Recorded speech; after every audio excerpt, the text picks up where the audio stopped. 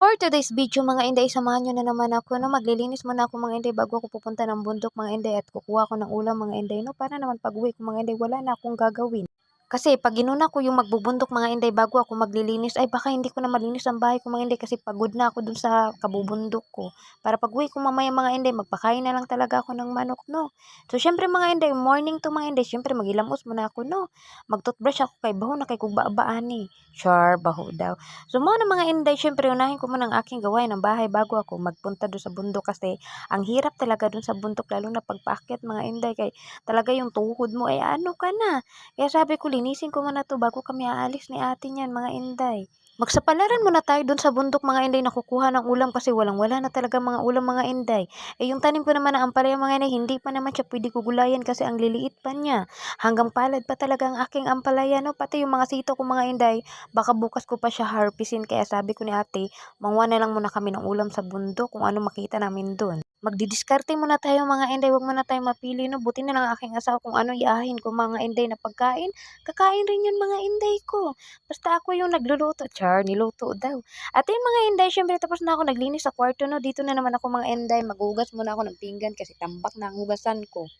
Hirap na talaga ako mga inday 'no, kasi wala pa talaga akong pang-ano sa aking cellphone 'no, kung kaya saan-saan ko na lang talaga ilagay 'yan.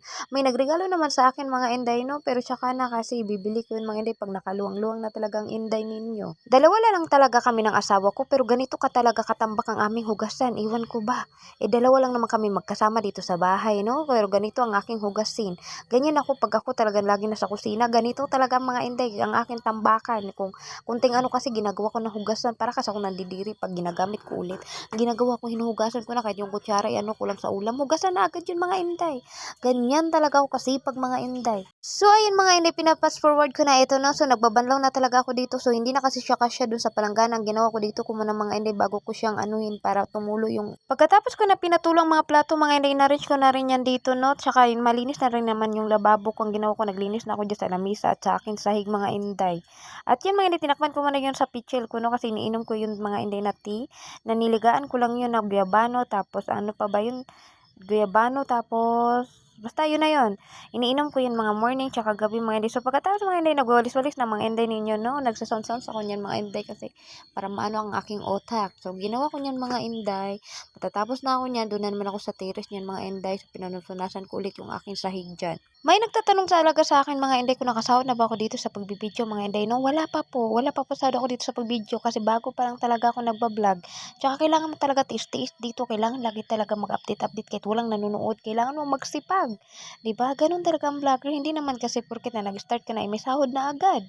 Habaan talaga ng pasensya dito sa pagba-vlog 'no, kailangan talaga mahaba ang pasensya mo hanggang dulo, oh. Parehas lang naman 'yun.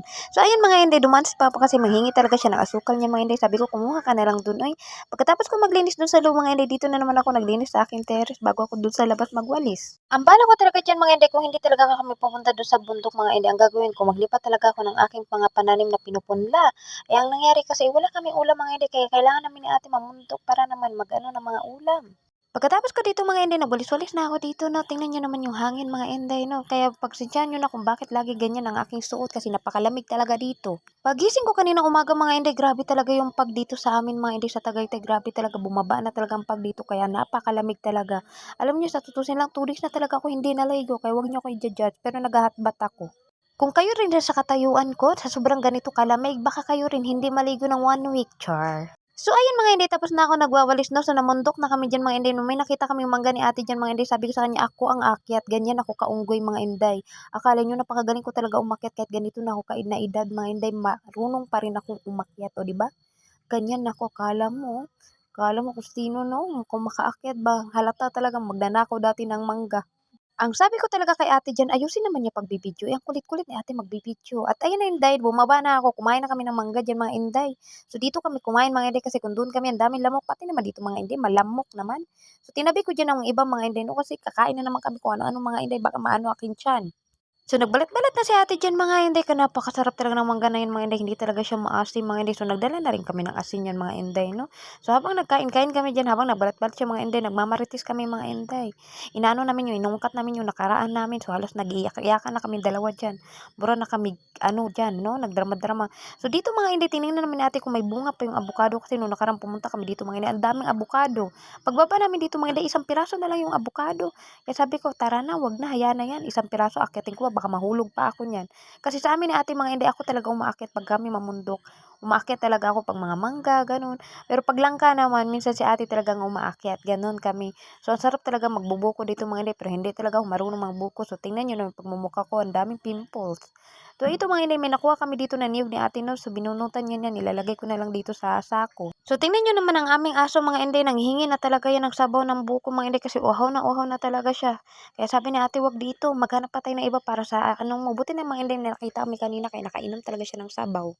So, dito naman mga inday, nagmukbang na naman kami ng ano 'no, ng ano yun, ano ba pangalan niya, suha. Oh, napakatamis ng suha na yan mga inday, kulay pink yung laman ng suha na yan. So, napakatamis. So, kain na naman kami. Pagbaba naman dito mga inday, nakakuha na naman kami ng santol. O, 'di ba? Iba-iba naman. May nakita kami saging doon na hinog, balak namin yung kunin. Hindi na lang namin kinuha mga inday kay baka mamaya maano na ang tiyan namin. Halo-halo namin kain. Buti nga hindi pa kami namayabas diyan kasi maliliit na naman yung mga bayabas. So, ito santol tinikman ko inday, napakaasim kasing asim ng relasyon niyo. So, hanggang dito na lang. Bye-bye.